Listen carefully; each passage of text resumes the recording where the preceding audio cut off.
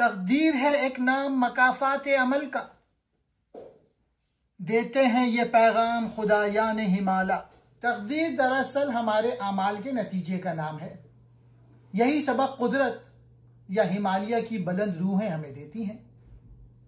इकबाल इस शेर में यह कहना चाहते हैं कि तकदीर कोई अंधी ताकत नहीं, बल्कि इंसान के अमाल का ही अक्स है। जो करेगा वही पाएगा। यही कुदरत का अब्दी उसूल है, जो खुद हिमालय के पहाड़ों की खामोश अजमत भी हमें सिखाती है।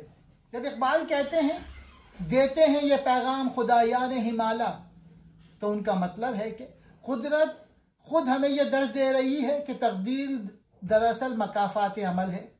यानी फितरत का हर जर्रा, हर पहाड़, हर मंजर हमें यही सिखा रहा है कि कामयाबी और नाकामी, बुलंदी और पस्ती सब कुछ इंसान के अमल का नतीजा है, ना कि अंधी तकदीर या किस्मत का खेल।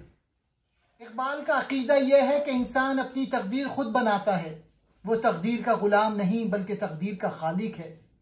यही इकबाल का फ़लसफ़ा खुदी है कि जो शख्स अमल करता है, कोशिश करता है, वो अपने लिए नई दुनिया पैदा करता है। लिहाजा खुदायान हिमालय से मुराद वो कुदरती क़ुव्वतें हैं जो इंसान को याद दिलाती हैं कि ज़िंदगी का कानून अमल का बदला है, ना कि गैर जिम्मेदाराना किस्मत पर यकीन। इंसान की तकदीर किसी और के हाथ में नहीं, ये उसके अपने अमल का अक्स है। और यही सबक खुद फितरत हमें रोज सिखाती है। लॉ ऑफ फॉर्म यही है, जो हम बोएंगे वही हम काटेंगे। तकदीर यानी किस्मत, वो फैसला जो इंसान की जिंदगी में होने वाला है। मकाफात अमल यानी अमल का बदला। जो अमल इंसान करता है उसका नतीजा या असर को मकाफात अमल कहा जाता है। नेकी का नतीजा नेकी, बुराई का नतीजा बुराई। एक नाम यानी एक दूसरा लफ्ज या दूसरा नाम। देते हैं ये पैगाम यानी ये बात या सबक समझाते हैं, ये सबक देते हैं।